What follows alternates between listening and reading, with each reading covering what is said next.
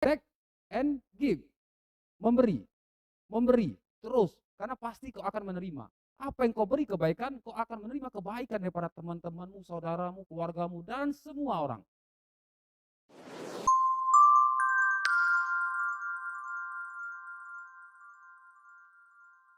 Yuk sama-sama kita ikuti revolusi mental ini, karena yaitu tadi banyak sekali pembelajaran atau ilmu-ilmu baru yang bisa kita dapatkan di acara revolusi mental. Ya, itu aja. Mungkin nanti ada tambahan dari rekan-rekan yang memang bisa maju satu-satu ya Bang ya. Oke. Itu aja. Sesuai prosedur. Jadi tadi kan menggantikan tim travel ya.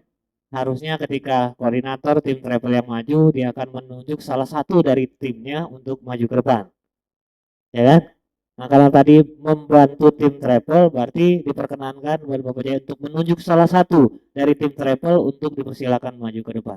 Udah lama soalnya nggak denger Yogi. Oke, ya silakan. Ya. Pertanyaan pertama diwakili sama sistem. Sisanya nanti diatur Mang ya. Diri aja dulu napa. Iya sih. Ada pesan, ada pesan. Pegang. Sapa dulu, sapa dulu. Hai. Assalamualaikum warahmatullahi wabarakatuh. Lu ngelihatnya ke sono, jangan ke belakang. Lu lihat ke sono, nanti pertanyaannya ada yang ngebacain. Nanti si Pemas yang ngebacain. Lu usah lihat ke belakang sono. Lu ke sono ngelihatnya. Ya, pertanyaan pertama diwakili sama gua dulu, ya. Nanti sisanya kayak yang itu ya. Kayak gimana? Oh, Lu ngapain ke belakang? Lu lihat ke depan. Lu ngomongnya ke depan. sini diam doang. Diam. Tunggu perintah jawab. Assalamualaikum warahmatullahi wabarakatuh. Baik, saya akan membacakan pertanyaan tersebut. Paparkan pemahamanmu tentang penerimaan. Oke, assalamualaikum warahmatullahi wabarakatuh. Penerimaan adalah apa ya? Itu sesuatu hal yang harus kita terima ya, yang harus kita terima terlepas dari apakah itu baik buat diri kita ataupun hal yang buruk yang menimpa diri kita. Yang jelas itu sebuah pemberian ya, atau pemberian ataupun anugerah ya, anugerah yang anugerah yang diberikan oleh Sang Maha Kuasa ya, yang diberikan buat diri kita, yang bermanfaat, baik itu bermanfaat atau enggak, yang jelas itu pasti ada efeknya ya dari sesuatu hal yang atau penerimaan tersebut. Terkadang kita sendiri selalu atau dalam jiwa seseorang itu ada sebuah penolakan ya, bukan sebuah penolakan, jadi mungkin perbandingan saat kita bukan dipaksa ya. Itu kalau penerimaan itu kalau menurut saya pribadi itu sebuah pilihan ya, sebuah pilihan dimana kalau memang bermanfaat buat diri kita dan orang lain ya harus kita jalankan. Tapi kalau misalkan bermanfaatnya buat apa sih, buat diri kita sendiri, mungkin itu perlu kita pertimbangkan. Terus banyak penerimaan sendiri itu bermacam-macam ya, bermacam-macam tergantung dari kasus atau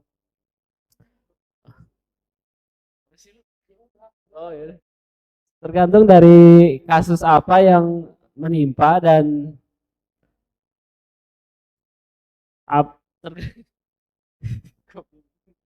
ya tergantung dari situasional ya, situasional kalau menurut saya penerimaan. Cuman saat kita bisa menerima, pasti dalam diri kita ada sebuah perbandingan. Jadi itu aja sih Bang. Ya, lain. Setuju gak? Sekarang pertanyaan untuk semua. Setuju gak bahwasanya penerimaan itu butuh waktu? Hah? Yuk, Bang ini Pak Agung nggak setuju. Nggak Alasannya? setuju. Alasannya kenapa? Alasannya? 1, 2. Oke. Karena gini, saya bahas dari awal ya, sorry. Selamat malam semuanya. Kita tadi soal penerimaan. Nah, mungkin penerimaan apapun yang diberikan oleh Tuhan atau orang lain, awalnya kita menerima keadaan atau menerima sesuatu di awal. Contoh, misalkan gue terlahir miskin, itu gue terima, nggak mungkin lah gue tolak karena pemberian Tuhan. Tapi gue nggak perlu gue berpikir panjang karena gue nggak mau miskin selalu. Ya, harus ada perubahan. Penerimaan sesaat di awal, tapi harus ada perubahan untuk menjadi lebih baik. Walaupun kita menjadi orang kaya diberikan mobil Lamborghini contohnya, kita menerima. Tapi apakah mobil ini bermanfaat buat kita? Kita menerima dulu, tapi kita lihat bagaimana apa yang diberikan ke kita, yang kita terima, itu harus menjadikan sesuatu yang berguna. Oke, Seperti oke, itu. setuju. Jadi ini dalam konteks hal berbeda Pak Yogi, ya kan? Nah, sekarang ini secara umum, tapi masalah impian, masalah pekerjaan. Ini bukan masalah pribadi nih, bukan masalah yang lebih sensitif lagi atau suatu keyakinan. Betul. Masalah umumnya dalam suatu pekerjaan mencapai impian, ketika ada hal-hal yang menyakiti, menusuk hati. Nah, apakah orang kita nerima dengan cara memaafkan, kita terus menetralisir hubungan itu? Apakah butuh waktu atau enggak? Nggak perlu waktu. Nggak perlu Harus butuh. saat itu juga harus dirubah. Karena apabila butuh waktu akan berlarut dan itu akan tidak terselesaikan. Kalau bisa butuh langsung cepat Tepuk tindakan. tangan untuk. Oke. Ada lagi? Coba yang lain, Pak Eka? Oke, BK. Butuh waktu atau tidak untuk sebuah arti penerimaan? Ya, kalau saya menanggapi itu tidak perlu butuh waktu. Ya, Karena apa? Karena waktu kita tadi soal pekerjaan itu harus terima atau tidak ke depannya. Ya kita harus kita koreksi dulu ke diri kita. Apakah kita ini gimana nih? Maksudnya kalau kita tidak terlalu lama, benar kata Agung tadi, kalau kita terlalu lama dan itu akan menjadikan penyakit diri kita sendiri. benar. Itu akan menjadi ego. Begitu. Kalau Oke. saya tidak setuju. Tepuk tangan untuk Eka. Boleh, silakan Pak Yogi. Terima kasih buat Pak Agung ya atas statement dan buat Pak Eka. Kalau menurut saya itu hak asasi ya Bang. Itu hak asasi. Jadi karena gini, setiap orang itu punya karakteristik berbeda. Setiap orang punya karakteristik berbeda dan itu nggak bisa disamain. Karena kita terlahir dari rahim yang berbeda. Dan itu setiap orang itu punya watak, karakter, dan kepintarannya itu berbeda-beda. Jadi saya memandang sebagai makhluk ya, sebagai makhluk itu yang punya segala macam, maksudnya ada si jahat, ada si emosi, ada si iri dengki. Cuman satu hal di sini, jadi kita harus bisa mengontrol lah. Tapi kalau statement saya pribadi, ya saya tetap dengan jawaban saya butuh waktu. Oke, terima kasih. Nah, jadi seperti ini, tuan-tuan. Majelis MPR DPR yang saya hormati. Jadi seperti ini. Seorang Yogi menceritakan inilah diri saya apa adanya. Ya kan? Tapi si Agung dan si Eka menceritakan konsep secara keutuhan daripada makna sebuah penerimaan. Tergantung sejauh apa kita menerima, menyerap daripada arti penerimaan sesungguhnya. Itu makna yang terpentingnya. Oke, siap? Oke, next. Pertanyaan yang lainnya. Padahal gue pengen ngomong lagi tuh. Udah. Tambahan pertanyaan. Lu gak ada kesono tetep. Apa pertanyaan dari gua secara pribadi ya? Kalau tadi pertanyaannya tuh apa sih tadi? Benar, jawaban Yogi benar. Ya, paparkan pemahamanmu ya kan. Artinya bukan pemahaman secara umumnya, secara yang dipaparkan, dipelajari bukan, tapi pemahamanmu. Nah, pemahamanmu yang tadi disampaikan Yogi adalah ya, ketika tadi kasusnya adalah teman yang menyakiti dalam segi pekerjaan, artinya butuh waktu untuk memaafkan, menerima, butuh waktu untuk menerima ya, walaupun tadi dinyatakan salah, benar kita salahkah atau kita nggak salahkah. Setuju? Itu benar Pak Yogi? Benar.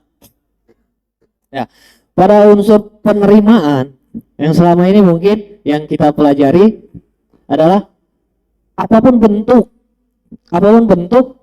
yang dikasih, yang dihadirkan, tadi disampaikan sama Bapak Agung Susmoyo bahwa penerimaan itu ya ini adalah bentuk yang kita nggak bisa tolak sebenarnya. Artinya udah jelas-jelas kita terima. Penerimaan itu adalah menerima, benar, menerima. Cuma mungkin yang disampaikan Agung tadi adalah proses untuk bangkitnya. Apakah menerima dengan keadaan yang seperti itu atau enggak untuk bangkit. Cuma dalam kasus menyakiti tadi, artinya tujuan dari belajar tentang penerimaan adalah untuk tadi, untuk kita mengontrol diri kita bahwa ada si emosi, ada si iri, ada si marah tadi, bahwa dengan menerima si marah tadi nggak ikut andil lagi. Ya, kalau si marah masih ikut andil, artinya kita belum menerima. Kita masih ada penolakan, ya kan? Penolakan dalam arti apa sih, gue perasaan udah kerjanya udah bener, perasaan gue udah ngikutin sesuatu yang benar, kok masih lu begini, kok gak enak banget bahasa lu dan segala macam, ya kan? Nah, apakah dalam kasus seperti itu lu secara pribadi menyatakan bahwa lu menerima kasus itu atau dengan alasan butuh waktu itu sebenarnya lu sedang menolak? Mungkin itu aja pertanyaannya. Siap, saya jawab. Tenang, tenang, santai. Untuk kasus seperti itu ya, jadi gini Bang, kalau kita bicara umum atau pribadi nih? Umum, oke. Hah? Umum. Pemahaman, oke. Ya, oke, siap. Oke. Oke, dengan kasus seharusnya ya.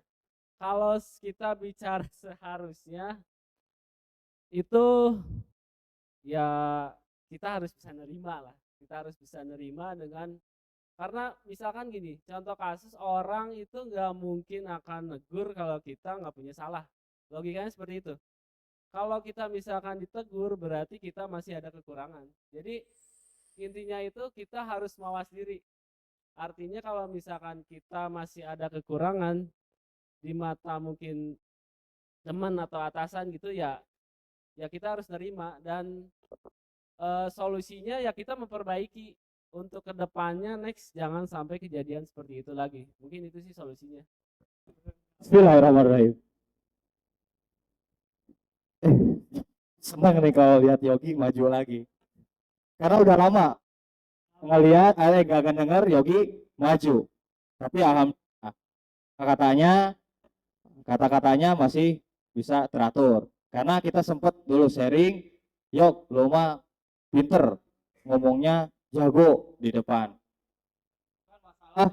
Dia lulusan D3, bukan dia menyimak atau mempelajari setiap yang disampaikan di acara revolusi mental kayak gitu ya.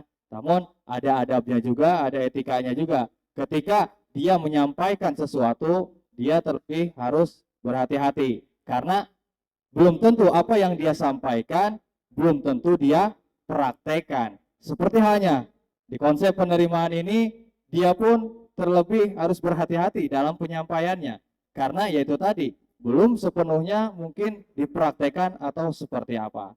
Nah itu tadi ya, makanya sudah berapa bulan ini kita terus menggaung-gaungkan titik nol atau arti dari sebuah penerimaan itu jangan sampai kita tidak tahu kayak gitu ya. Setidaknya kita tentang penerimaan itu menurut atau berdasarkan versi kita masing-masing, ya. Assalamualaikum warahmatullahi wabarakatuh. Apa nih pertanyaannya? Wawasan. Assalamualaikum warahmatullahi wabarakatuh. Apa efek yang kamu rasakan setelah mempraktekkan penerimaan? Oke, nah saya akan jawab ya pertanyaan dari Teh Yati. Apa efek yang saya rasakan apa dalam mempraktekkan penerimaan ya. Apa rasanya sih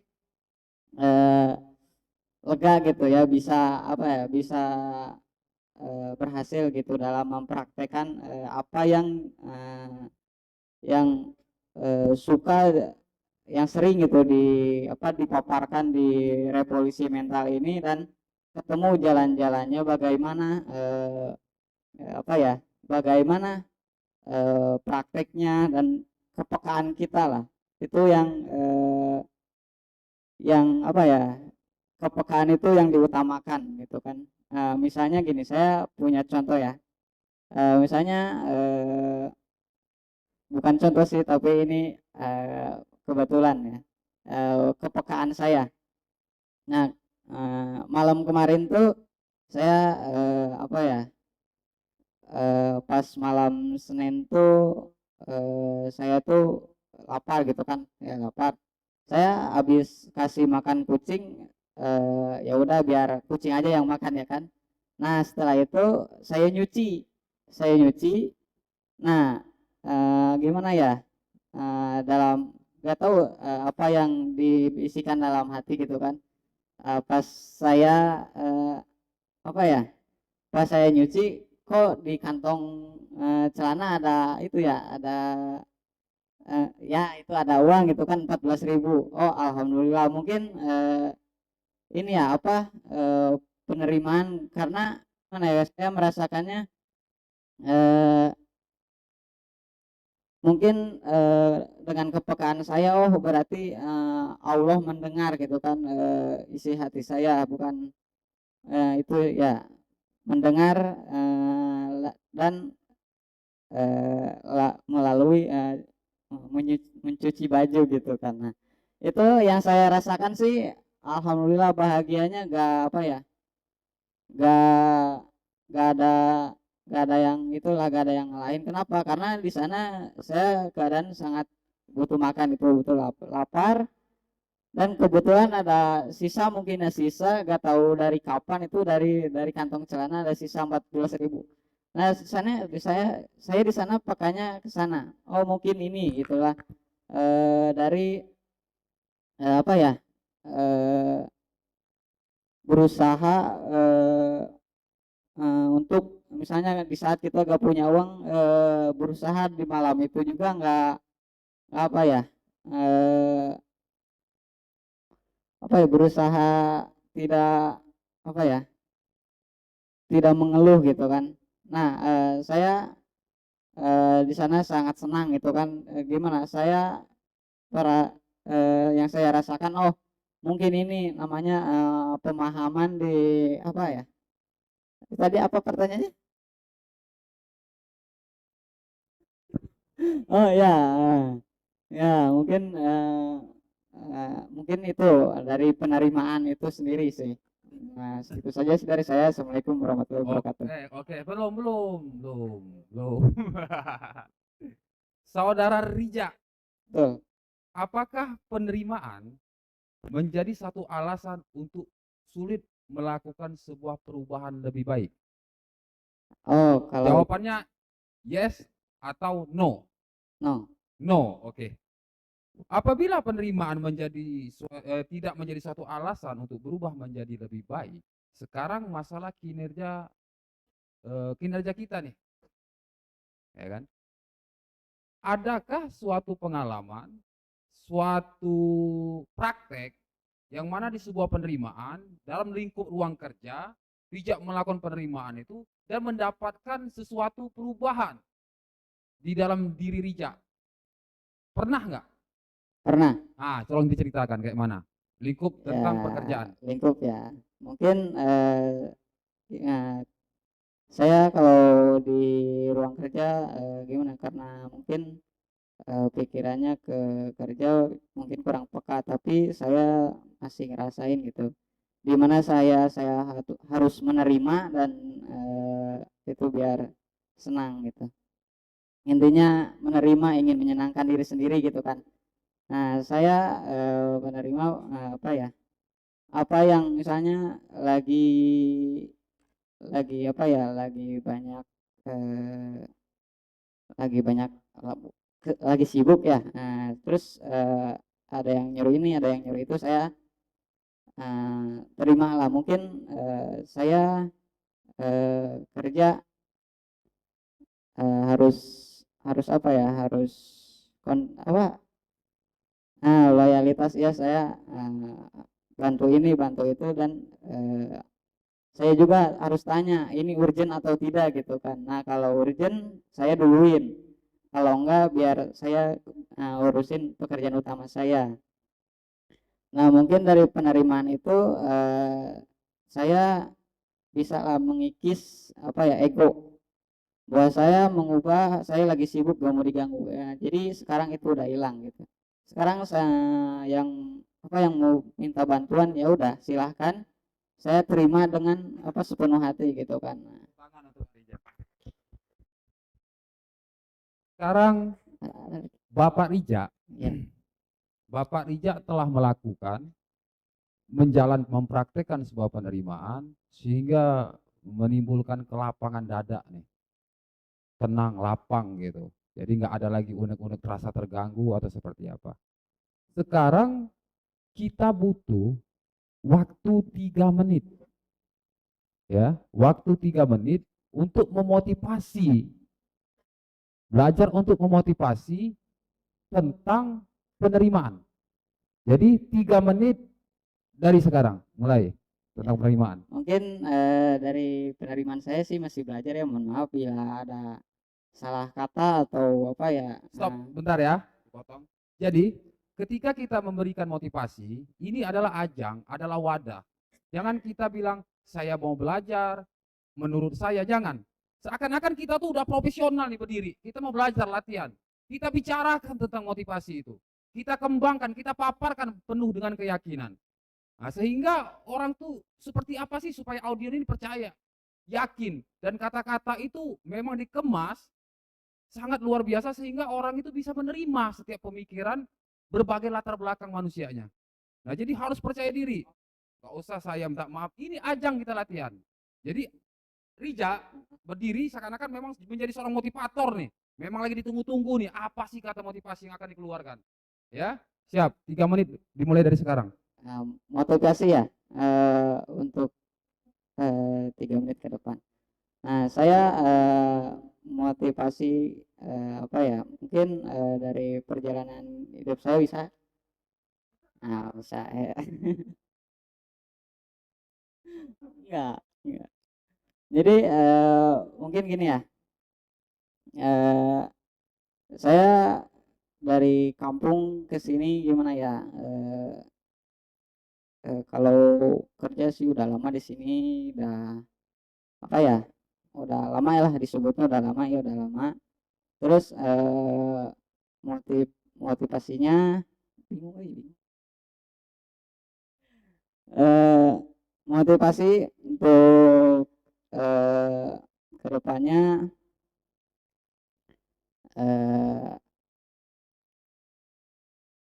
kita mungkin kita apa ya, hidup di dunia ini sementara gitu kan.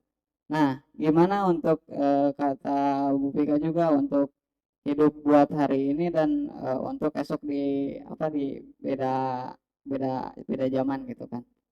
Nah, kita hidup di akhir zaman ya kan, di era kita sendiri, kita harus gimana nih, gimana untuk mengejar dunia tapi tidak meninggalkan akhirat. Nah, untuk itu kita harus boleh boleh aja kita eh, bekerja keras seakan kita itu abadi.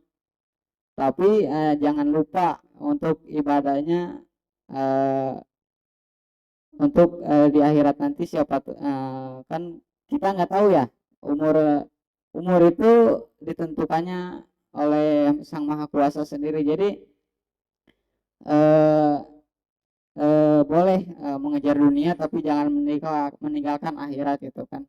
Nah, eh,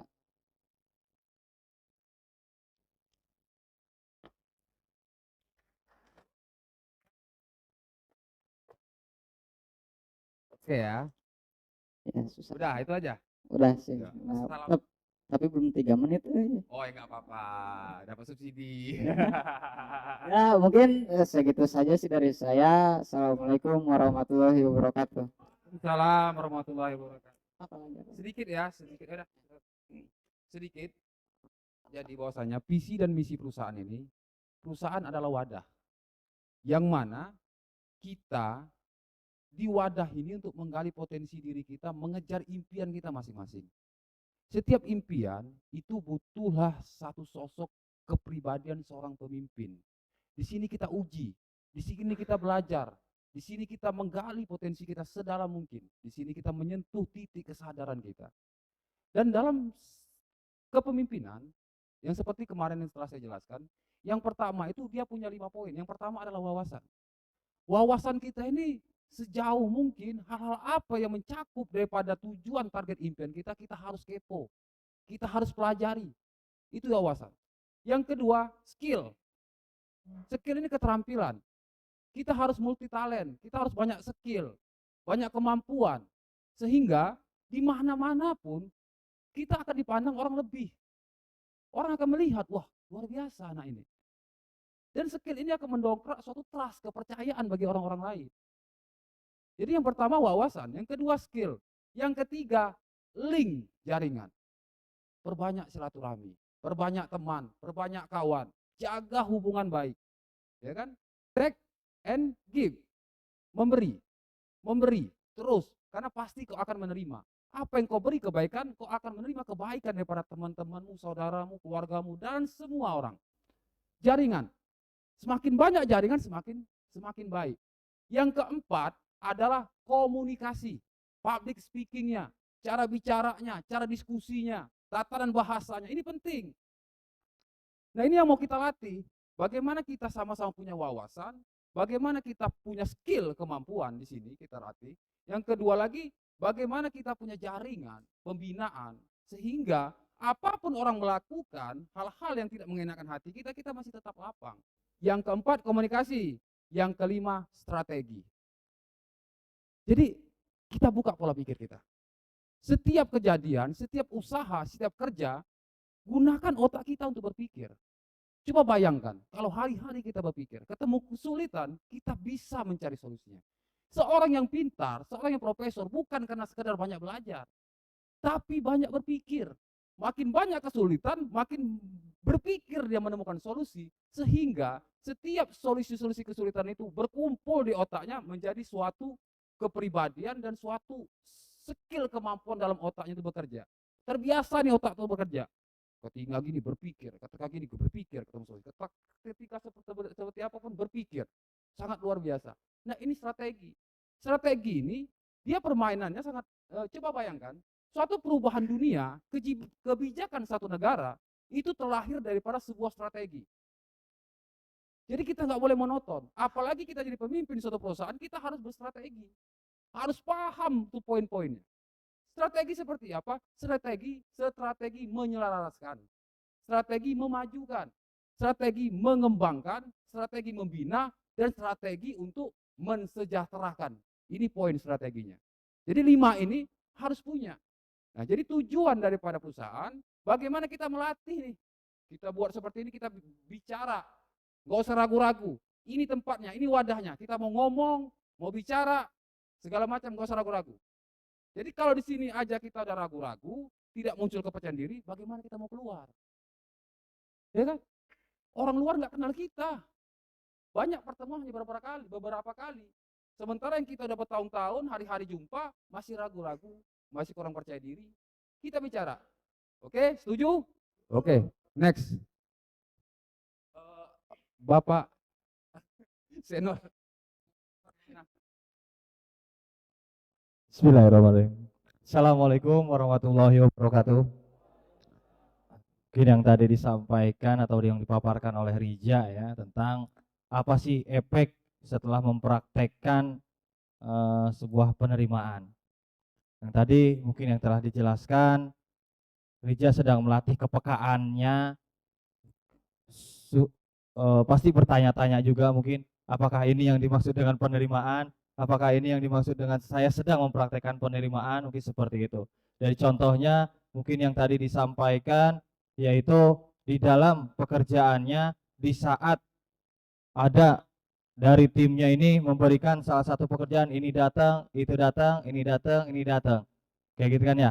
Nah, itu adalah salah satu contohnya. Tapi balik lagi ke diri kita, ke diri Rijanya, apakah kita bisa menerimanya atau tidak, kayak gitu kan ya. Karena yaitu tadi ada gula pasti ada semut, ataupun yang seperti yang disampaikan oleh Bang Riko, ketika kita ingin menjalankan ataupun mempraktekkan sesuatu pasti ada semut-semut yang berdatangan, kayak gitu kan ya. Sama halnya dengan yang tadi itu. Terus juga yang tadi disampaikan Rija mungkin sudah tahu tujuannya dari kampung datang ke sini bukan hanya semata-mata untuk mencari pekerjaan, bukan hanya hanya sekedar mencari pengalaman, pasti ada tujuan. Dan kemarin pun Rija sudah merancang impian ataupun mempunyai impian untuk bisa membeli rumah dan juga membeli kendaraan di tahun ini. Mudah-mudahan itu bisa terrealisasi. Dan yang tadi disampaikan juga bahwasanya memang kita di dunia ini bukan hanya semata-mata mencari materi, tapi apakah kita memang sudah punya bekal ke arah untuk yang nanti bekal di akhiratnya.